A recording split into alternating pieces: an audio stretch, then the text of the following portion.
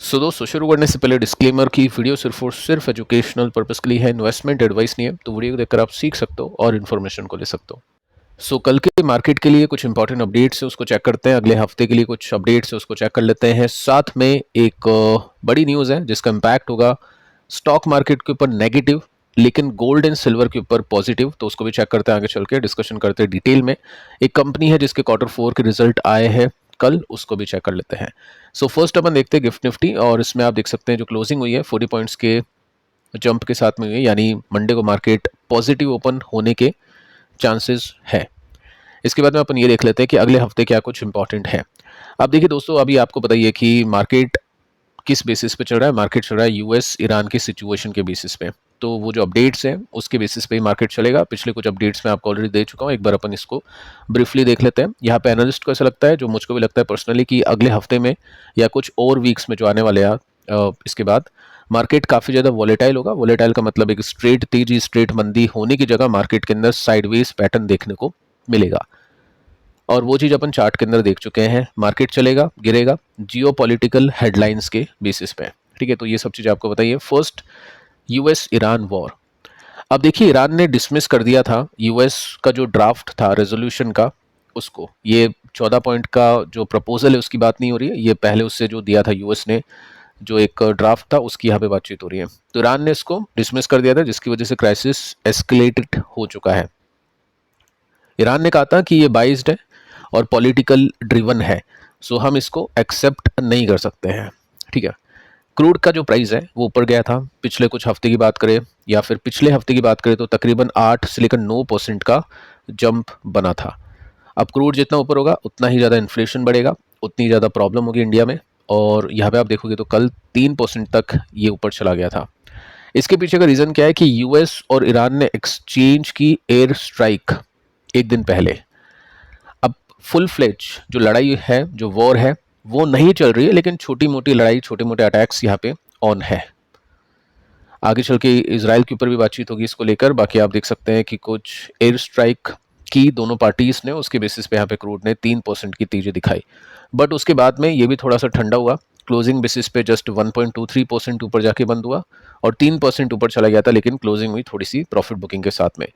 लेकिन स्टिल आप देखोगे ना तो $101 के आसपास, यानी $100 के ऊपर है, which is very negative for Indian market, क्योंकि इसकी वजह से इन्फ्लेशन तेज होगा और बैंक यानी आरबीआई रेट हाइक भी कर सकता है। तो एफआईएस का जो आउटफ्लो है वो बहुत ज़्यादा बढ़ सकता है, क्योंकि वैसे ही करेंसी वीक है, नंबर्स अच्छे नहीं आ रहे, आगे का आउटलुक ख़राब है। तो उसके बेसिस पे एफआईएस पैसे निकाल रहे हैं। अगर गलती से रेट हाइक हो गया तो फिर ज़्यादा दिक्कत होगी। ये एक बहुत बड़ी प्रॉब्लम है। साथ में Q4 के रिजल्ट, कुछ कंपनीज के रिजल्ट आए थे पिछले कुछ दिनों में, मैंने आपको बताए भी थे रिजल्ट। उन वीडियोस को आप जरूर से देख लेना एक बार मार्केट ओपन होने से पहले। जैसे एग्जांपल देता हूँ, एमसीएक्स नंबर्स बहुत ही कमाल के थे, एक्सपेक्टेशन का डेटा नहीं था। तो इसका रिएक्शन देखते हैं कि कल कैसा होता है। और भी कुछ कंपनीज हैं, कुछ लॉस मेकिंग कंपनीज हैं, स्विगी, इस तरह की जो भी कंपनीज है उसके भी रिजल्ट हमने डिस्कस किए थे, तो उसको भी एक बार आप चेक कर लेना। अब अगले हफ्ते की बात करें तो यहाँ पे 400 और कंपनीज हैं जो अपने नंबर्स को रिलीज करेगी। 400 कंपनीज है, ऑब्वियस है 400 कंपनीज तो डिस्कस नहीं कर पाएंगे, लेकिन इंपॉर्टेंट कंपनीज के ऊपर बातचीत होगी। आप देख सकते हैं नेम्स यहाँ पे कुछ कंपनीज के, या फिर अगर आप अपने पोर्टफोलियो में ट्रैक करते हो कंपनी को, तो डेफिनेटली आपको देखना बनता है कि आपके पोर्टफोलियो में किस कंपनी के रिजल्ट कब आने वाले हैं। सिंपल सा फंडा है, चेक कर सकते हैं। स्क्रीनर पे आप देख सकते हैं, बीएससी रिजल्ट कैलेंडर में आप देख सकते हैं। ज़ीरोधा अगर आप यूज़ करते हैं, ग्रो यूज़ करते हैं, तो आई थिंक वहाँ पे भी आता है, तो उसको चेक कर सकते हैं। तो अगर जिस हफ्ते में आप हो उसी हफ्ते में अगर रिजल्ट आने वाले हैं तो उसमें अवॉइड करते हैं, रिजल्ट का वेट करते हैं और ट्रेडर अपने प्रॉफिट को बुक करते हैं। ये कुछ कंपनीज है, कैनरा बैंक है, डिक्सॉन के भी रिजल्ट आएंगे, एयरटेल इसमें है, टाटा मोटर्स हैं, एचएएल है, आईआरएफसी है, हिंदुस्तान कॉपर है। ये कुछ बड़ी कंपनीज हैं जिनके रिजल्ट आने वाले हैं अगले हफ्ते। रुपीज़ वर्सेस डॉलर, ये इंक्रीज हुआ था, यानी डॉलर और रुपीज़ वीक हुआ था 25 पैसे के साथ में। तो रुपीज़ की तो हालत गंभीर है और इसको स्ट्रेंथ देने के लिए आरबीआई डॉलर भी बेच रहा है, और साथ में आरबीआई ने कैप भी लगा दी कि $700 बिलियन से ज़्यादा पूरी mutual fund industry US market में इन्वेस्ट नहीं कर सकती है, क्योंकि यहाँ से पैसा वहाँ जाएगा तो फिर रुपीज़ वीक होगा। पहले एफआईज पैसे निकाल रही है, अगर डोमेस्टिक इन्वेस्टर भी यहाँ से छोड़ के वहाँ चले जाएंगे तो फिर रुपीज़ गिरेगा। उसको मैंने आपको डिटेल में समझाया था, पराग पारिक की सिचुएशन बताई थी कि एक जो एसेट मैनेजमेंट कंपनी होती है उसको $1 बिलियन डॉलर्स तक की कैप लगा रखी है, उसके ऊपर वो यूएस फंड नहीं खरीद सकती है। तो कुछ म्यूचुअल फंड्स की जो कैप है वो अचीव हो चुकी है, तो उसके ऊपर वो नहीं जा सकती है एसेट मैनेजमेंट कंपनीज। लेकिन अभी भी कुछ म्यूचुअल फंड्स हैं जो यूएस मार्केट में इन्वेस्ट कर सकते हैं और उनका फंड ओपन है, इन्वेस्टर उसमें इन्वेस्ट कर सकते हैं, पैसे लगा सकते हैं। उन फंड्स के ऊपर डिस्कशन मैंने पिछले कुछ वीडियोस में किया है, अगर आपने मिस कर दिया तो आप उसको देख लीजिएगा। आगे आते हैं एफआई के आउटफ्लो को देखते हैं। एफआई का आउटफ्लो भी मैंने आपको डिटेल में डिस्कस करके बता दिया है कि अभी एफआईज की जो होल्डिंग्स है वो 14 साल के लो पे जा चुकी है, 14% हो चुकी है। तो अभी भी इंडिया का 14% एफआईज के हाथ में है, जो कि बहुत ही सिग्निफिकेंट, बहुत ही मीनिंगफुल परसेंटेज है इंडियन मार्केट को क्रैश करने के लिए आराम से। ठीक है, तो ऐसा नहीं हो, बस वही उम्मीद है। बाकी काफ़ी माल बेचा है, 4000 करोड़ के आसपास की माल बेचा है एफआईस ने, और डीआईएस ने यहाँ पे स्ट्रांगली बाइंग की है 6748 करोड़ रुपीस के आसपास की। बट ओवरऑल जो एफआईस का स्टेक है वो काफ़ी नीचे जा चुका है। अब देखिए दोस्तों, कुछ लेटेस्ट अपडेट को देखते हैं कि अभी क्या चल रहा है देश दुनिया में, उसके हिसाब से मंडे को मार्केट ओपन होगा। सो फर्स्ट आप देखिए, ईरान अभी रिव्यू कर रहा है यूएस का प्रपोजल। ठीक है, जो ड्राफ्ट था वो रिजेक्ट हो चुका है, लेकिन जो 14 पॉइंट्स का प्रपोजल है हो सकता है वो थोड़ा सा ईजी हो ईरान को एक्सेप्ट करने के लिए। तो ईरान इसको रिव्यू कर रहा है ऑन पेस, यानी अपनी इच्छा, अपनी जो भी है टाइम लेके जितना भी लेना चाहता है ईरान, हो सकता है 2 दिन 5 दिन जो भी है।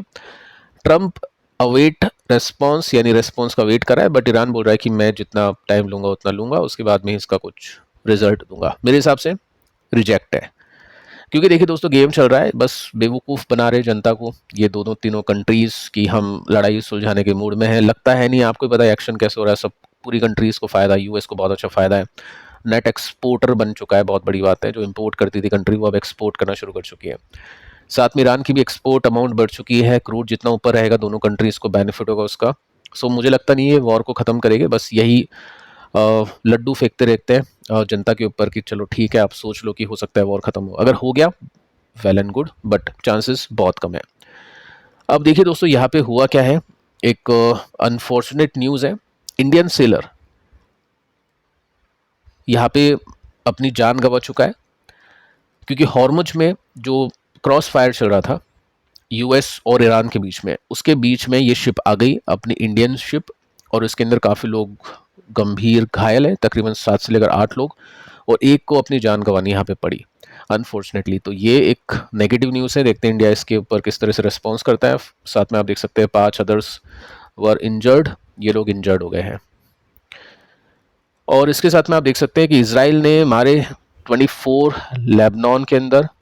तो ईरान और यूएस में तो ठीक है, थोड़ा सा भी सॉर्ट हो चुका है मामला, एटलीस्ट इतना नहीं है पहले जितना, लेकिन इसराइल रुकता नहीं है, ये रुकेगा भी नहीं। इसका मेन काम जो है वो करेगा, यूएस इतना नहीं रोक सकता है इसको, इसराइल को। ठीक है, तो यहाँ पे भी चीज़ें नेगेटिवली चल रही है, तो इसके अंदर कोई भी अच्छा पॉइंट नहीं है। अब देखिए दोस्तों, एप्पल के रिजल्ट को देखते हैं कैसे रिजल्ट गए हैं, क्योंकि रिजल्ट आए हैं इसके कल मार्केट बंद था, यहाँ पे 9 तारीख आप नोट कर सकते हैं, तो चेक कर लेते हैं। और पिछले रिजल्ट के बीच में कोई अपडेट नहीं है इसके, तो बहुत कम अपडेट्स इसमें आती हैं, बस रिजल्ट के बेसिस पे स्टॉक चलता गिरता है। सो मार्जिन्स फ्लैट है, कोई दिक्कत यहाँ पे नहीं है, या फिर यहाँ पे कोई तेजी भी नहीं है। और नेट प्रॉफिट की बात करें 1.2 बिलियन, 1.03। एक काम करते हैं, हम ऐसे देखते हैं इसको, तो सेल्स 20% के साथ में बढ़ चुकी है, नेट प्रॉफिट 16% के साथ में बढ़ चुका है। बहुत धमाकेदार ग्रोथ नहीं है, लेकिन ठीक है, डिसेंट ग्रोथ यहाँ पे कंपनी ने दी है। लेकिन वाई बेसिस में कंपनी अच्छा करी है, हर साल अपने प्रॉफिट को बढ़ाती है, 215, 245, 200 या 300 करोड़ के आसपास, 382, 455। सो वैसे ग्रोथ अच्छी है, कोई दिक्कत यहाँ पे नहीं है। अब देखिए दोस्तों, यहाँ पे एफआईस बिकवाली मोड में है, 19, 17, 16, लेकिन डीआईस बाय करिए 14, 16, 17। इसका मतलब यह है कि यहाँ पे नेगेटिव है, तो स्टॉक आपका नहीं चलेगा, यानी मोमेंटम में नहीं आएगा। ठीक है, और यहाँ पे पॉजिटिव है, इट मीन्स लॉन्ग टर्म के लिए कंपनी अच्छी है। सो इसको शॉर्ट टर्म के लिए नेगेटिवली ही देखेंगे। चार्ट भी आपको बता रहा है कि नेगेटिव है चीज़ें। यहाँ पे आप देखोगे तो जो टॉप है ये नीचे शिफ्ट हो रहा है, और जो बॉटम है वो भी नीचे शिफ्ट हो रहा है। सो स्टॉक कंप्लीटली नेगेटिव है। ये जो तेजी बनती है छोटी मोटी, इसको देखकर ट्रेडर ये नहीं समझते हैं कि अब ट्रेंड रिवर्स हो चुका है। नंबर्स भी ऐसे कुछ गजब के हैं नहीं, देखते हैं मार्केट इसको कल किस तरह से देखता है। अगर कुछ मीनिंगफुल ब्रेकआउट होते हैं, स्टॉक ऊपर जाके यहाँ पे सस्टेन करता है, तब जाके एक स्विंग की एक्सपेक्टेशंस बनेगी। बाकी तो स्टॉक नेगेटिव है। सपोर्ट की बात करें तो फर्स्ट सपोर्ट यहाँ पे है, सेकेंड सपोर्ट यहाँ पे है जो कि नीचे है। सो अब दोस्तों बात करते हैं गोल्ड एंड सिल्वर को लेकर। आपके काफ़ी टाइम से क्वेश्चंस भी आ रहे हैं और कुछ अब देखो अपडेट भी वैसे आनी शुरू हो चुकी है जो गोल्ड एंड सिल्वर के फेवर में जा सकती है। और अभी काफ़ी कम लिक्विडिटी वहाँ पे है, काफ़ी कम लोग इन्वेस्ट कर रहे हैं क्योंकि मोमेंटम है नहीं, लेकिन आगे के लिए डेफिनेटली इन्वेस्टर ऐसे टाइम का ही वेट करेगा। तो इसको समझते हैं। देखिए दोस्तों, यहाँ पे न्यूज़ ये है कि इंडिया का जो इन्फ्लेशन है वो बढ़ रहा है हाई एनर्जी प्राइजेस की चलते हैं। अभी गर्मियाँ भी हैं तो एनर्जी प्राइजेस और बढ़ सकते हैं। उसमें हो सकता है पेट्रोल डीजल अभी तक बढ़े नहीं है, बहुत अच्छी बात है, कुछ कुछ पैसे से बढ़ रहे हैं, धीरे धीरे बढ़ रहे हैं, एकदम से बढ़े नहीं है। तो इसकी वजह से होता क्या है, अगर आप एलपीजी गैस की बात करोगे या फिर जो कमर्शियल सिलेंडर की बात करोगे, उसके प्राइसेस बढ़ चुके हैं काफ़ी तेज़ी से। तो एनर्जी ही आ जाती है, उसके अंदर भी एनर्जी ही, हम उसको भी एनर्जी में ही काउंट कर सकते हैं। तो इसमें क्या होगा, देखिए यहाँ पे चीज़ें एक्सपेंसिव होगी और जो हर दिन जो सामान यूज़ करते हैं, फूड आइटम जो यूज़ करते हैं, वो एक्सपेंसिव हो गए। इन्फ्लेशन बढ़ता है तो लोगों की परचेजिंग पावर गिरती है। परचेजिंग पावर ऐसे गिरती है कि लोग तो उतना ही पैसा खर्च करें, 20,000 रुपये खर्च करें, लेकिन same amount of money by fewer things. जो पहले 20,000 में 5 आइटम आते थे, वो 20,000 में 4 आइटम आएंगे, तो परचेजिंग पावर वैसे गिरेगी। तो ऐसे में होता क्या है, ऐसे में आरबीआई रेट हाइक कर सकता है अगर 6% को क्रॉस कर जाता है इन्फ्लेशन, क्योंकि अभी हाई चांसेस है अगर क्रूड इसी तरह से ऊपर सस्टेन करेगा तो आज नहीं तो कल सरकार को करना ही पड़ेगा पेट्रोल एंड डीजल के प्राइसेस हाइक। और बस वो होते ही फिर दिक्कत शुरू हो जाएगी। सब्जियों के दाम महंगे हो गए क्योंकि ट्रांसपोर्ट वहाँ पे भी लगता है, हर एक चीज़ के अंदर ट्रांसपोर्ट लगता है, तो अल्टीमेटली सब कुछ महंगा हो सकता है। और ऊपर से एलपीजी और ये कमर्शियल सिलेंडर वैसे ही महंगे हो चुके हैं। सो अगर इंटरेस्ट रेट बढ़ती है तो होम लोन ईएमआई ये एक्सपेंसिव होती है, बिजनेस को ज़्यादा पैसे देने पड़ते हैं, अपने जो भी कर्जे लेते हैं उसके ऊपर ज़्यादा ब्याज देना पड़ता है। तो कंपनीज़ की जो छोटी कंपनीज है, स्मॉल एंड मिड कैप, उनके नंबर्स खराब आते हैं, स्टॉक मार्केट अंडर प्रेशर होता है। अब ऐसे में क्या होता है, ऐसे में gold and silver out perform करते हैं इन्फ्लेशन वाले माहौल में। स्टॉक मार्केट अभी नीचे है, वॉर वाली सिचुएशन है, ठीक है, उस हिसाब से गोल्ड एंड सिल्वर अभी गिरे नहीं है बट बहुत अच्छा नहीं करे। लेकिन दोस्तों क्या होगा, जब इन्फ्लेशन बढ़ेगा तब यहाँ पे प्राइसेस का फायदा मिलता है। प्लस एक और चीज़ आपको बताना चाहूँगा जो इनके लिए अच्छी है, अभी काफ़ी लोग है ना यूएस मार्केट में इन्वेस्ट कर रहे हैं, ये सोचते हुए कि चलो हमको करेंसी का बेनिफिट मिलेगा, जो डॉलर है वो इंक्रीज कर रहा है तो डॉलर का फायदा अपन वहाँ से उठाएंगे। बहुत सही सोच है क्योंकि आपको बेनिफिट उसमें मिलता भी है। लेकिन अगर आप गोल्ड एंड सिल्वर भी बाय करोगे ना तो वो भी डॉलर्स में ही आता है। वो अपने इंडिया के अंदर ऑब्वियस है, डॉलर का जो भी प्राइस होता है आईएनआर के अंदर वो कन्वर्ट होता है, लेकिन जो तेजी आती है ना ब्रॉडर मार्केट की और अपने इंडियन गोल्ड की, वो डॉलर्स में ही आती है। और इंडिया में ज़्यादा गोल्ड तेज चलता है क्योंकि करेंसी का फ़ायदा मिलता है। तो जैसे यूएस मार्केट में इन्वेस्ट करने का एक बेनिफिट ये है कि आपको डॉलर वैल्यू इंक्रीज होने का फ़ायदा मिलेगा, रुपीज़ गिर रहा है तो उसका डिसएडवांटेज आपको नहीं मिलेगा। सेम आपको गोल्ड एंड सिल्वर के अंदर भी वो फ़ायदा मिलेगा। तो ये सब चीज़ें तब देखनी है जब ये सस्ते हो, और फिलहाल अभी ये नीचे है। अगर आप देखोगे गोल्ड बी की बात करें पिछले एक महीने की, तो कोई रिटर्न्स नहीं बने हैं। अगर मैं सिल्वर की बात करूं तो पिछले एक महीने से यहाँ पे मामला ठंडा है। पहले लोग इसके पीछे भाग रहे थे, अभी यूएस ईटीएफ में इन्वेस्ट करें तो यहाँ पे अभी शांति है। सो मैं ऐसे तो नहीं कहूँगा कि इन्वेस्टर के लिए मौका नहीं है, इन्वेस्टर के लिए तो डेफिनेटली एक मौका है, बट हाँ ट्रेडर के लिए नहीं, अभी कोई ऐसा बना नहीं है माहौल कि मोमेंटम बन रहा है। अब देखिए एक इंटरेस्टिंग पैटर्न देखते हैं। 2007 से डेटा है ये, ठीक है, तो उसमें आप देखोगे तो 7, 8, 9, 10, 11, 12 स्ट्रेट तेजी बनी। यहाँ पे गोल्ड ने अंडर परफॉर्म किया, 30% इसका ईटीएफ गिरा, ठीक है, गोल्ड वैसे कम गिरा बट ईटीएफ गिरता जाता है, चलता जाता है, तो 30% का यहाँ पे ड्रॉ डाउन था। उसके बाद में अच्छी तेजी बनी और यहाँ पे जब गिरा तो यहाँ पे भी 30% का ड्रॉ डाउन है, यानी 30% गिरा, उसके बाद में रिकवरी मिली। अब यहाँ पे इस गिरावट को मैं देखूं टॉप से लेकर ये बॉटम तक, तो यहाँ पे भी 30% के आसपास का ड्रॉ डाउन है। इसका मतलब गोल्ड हो सकता है इस सपोर्ट से नीचे नहीं जाए, क्योंकि गोल्ड का मतलब ही स्ट्रेंथ है। तो गोल्ड इतना गिर चुका है 30%, ये मोर देन इनफ होता है, और हो सकता है नहीं गिरे क्योंकि पास्ट का पैटर्न ये बता रहा है, बट मार्केट है, देखो कुछ भी हो सकता है, बस हम डेटा को एनालाइज कर सकते हैं, लेकिन चांसेस बहुत ज़्यादा हाई है कि हो सकता है ये पैटर्न रिपीट हो और 30% से नीचे नहीं जाए।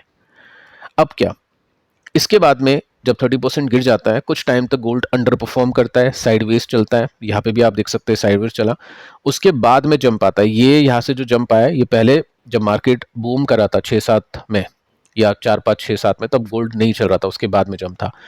तो उसके बाद में यहाँ पे अच्छी तेजी, इन्फ्लेशन वगैरह सब बड़ा, 2008 के क्राइसिस के बाद में इसका बेनिफिट यहाँ से इन्वेस्टर्स को मिला। उसके बाद में यहाँ पे मार्केट अच्छा था तो गोल्ड अच्छा नहीं करा, तो थोड़ा सा पोस्ट लेता है, उसके बाद में फिर वो जंप आती है। सो 30% का यहाँ पे सीन हो चुका है। अब हम पैटर्न को देखें तो ये गोल्ड का साइडवेज पैटर्न है, जिसमें ट्रेडर प्ले करते हैं इस गैप के अंदर कि यहाँ से यहाँ तक के बीच में शॉर्ट एंड लॉन्ग करे। अभी गोल्ड बिल्कुल स्टेबल हो चुका है, कोई न्यूज़ नहीं आ रही, कोई ब्रेकआउट नहीं है, कोई तेजी मंदी नहीं है, तो यहाँ पे इन्वेस्टर्स फोकस कर रहे हैं जो बैट करना चाहते हैं इन्फ्लेशन के ऊपर या फिर अपने पोर्टफोलियो को डाइवर्सिफाई करना चाहते हैं। डेफिनेटली आपको करना चाहिए, हर एक इन्वेस्टर को गोल्ड एंड सिल्वर में ज़्यादा नहीं है तो 10-15% का एलोकेशन रखना चाहिए, जिसमें गोल्ड ज़्यादा हो सिल्वर कम हो। ठीक है, रिटर्न्स के चक्कर में लोग उल्टा भी करते हैं, सिल्वर ज़्यादा गोल्ड कम, या सिल्वर को ही रखते हैं गोल्ड को नहीं रखते। वो अपनी अपनी श्रद्धा के हिसाब से होता है, इच्छा के हिसाब से होता है। बाकी डेटा ये बताता है कि गोल्ड ज़्यादा होना चाहिए सिल्वर के कंपैरिजन में। तो ये सपोर्ट बन चुका है, कई बार आप देखोगे ना तो यहाँ से बाइंग आई है। इट मीन्स हम मान सकते हैं कि 30% का जो करेक्शन था वो ETF में पूरा हो चुका है। अब यहाँ से कुछ न्यूज़ आती है इन्फ्लेशन को लेकर, तो एक जंप बाकी है 20% का, लेकिन अगर इसको क्रॉस कर देता है तो एक स्ट्रेट तेजी की एक्सपेक्टेशन हम कर पाएंगे अगर मार्केट में अगले कुछ क्वार्टर में वीकनेस हो, नंबर्स अच्छे नहीं आए, जो कि चांसेस बहुत हाई है अगर पेट्रोल डीजल के दाम बढ़ते हैं तो। ठीक है, तो ये आगे के लिए बेट लेने की कोशिश यहाँ पे कर सकते हैं। अब हम एक पैटर्न को देखते हैं, सेम पैटर्न देखते हैं सिल्वर का। और सिल्वर में देखो डेटा ज़्यादा पुराना अवेलेबल है ही नहीं, क्योंकि सिल्वर ETF अभी आया था, तो हम यहीं से देख लेते हैं। तो यहाँ पे सिल्वर 40% गिरा और यहाँ पे 40% गिर चुका है। तो सिल्वर में देखो गिरावट 50, 60, 70 भी हो चुकी है, गोल्ड से ज़्यादा गिरता है, तो ये मत सोचना ये 40 से ऊपर नहीं गिर सकता। इसलिए कह रहा हूँ कि गोल्ड ज़्यादा सिल्वर कम। बाकी ठीक है, अब सिल्वर का जो यूज़ है ना वो बाकी चीज़ों के अंदर भी होना शुरू हो चुका है, तो फिर उस बेसिस पे हो सकता है ज़्यादा शायद ना गिरे। तो गोल्ड की तरह इसमें भी सपोर्ट यही से बना, ठीक है कुछ, और गोल्ड की तरह ये भी अभी आप देख सकते हैं इसमें ज़्यादा अप्स एंड डाउन्स है, लेकिन ये भी साइडवेज चल रहा है। सो पहला रेसिस्टेंस इसका 15% ऊपर है, दूसरा रेसिस्टेंस इसका 82% ऊपर है, तो यहाँ पे मार्जिन ऑफ सेफ्टी अच्छा है। पहले हाई पे मार्जिन ऑफ सेफ्टी अच्छा नहीं था, तो गोल्ड एंड सिल्वर में जो भी लोग पहले इन्वेस्ट करना चाह रहे थे हाई पे, उनके लिए अभी प्राइस थोड़ा सा सेटल है, और जो मार्केट की न्यूज़ और सिचुएशन है वो गोल्ड एंड सिल्वर को फेवर भी कर रही है। ठीक है, तो इनके ऊपर आप फोकस कर सकते हैं, नज़र रख सकते हैं। बाकी पिछले दोनों वीडियोस आप देखना, बहुत ही इंपॉर्टेंट है, काफ़ी कुछ इंपॉर्टेंट डेटा मैंने आपको दिया है, तो मिस मत करना। और वीडियो पसंद आया तो लाइक कर देना, इसी तरह से और वीडियोस आपको देखने तो सब्सक्राइब कर देना। मिलते हैं नेक्स्ट वीडियो में, तब तक के लिए बाय बाय।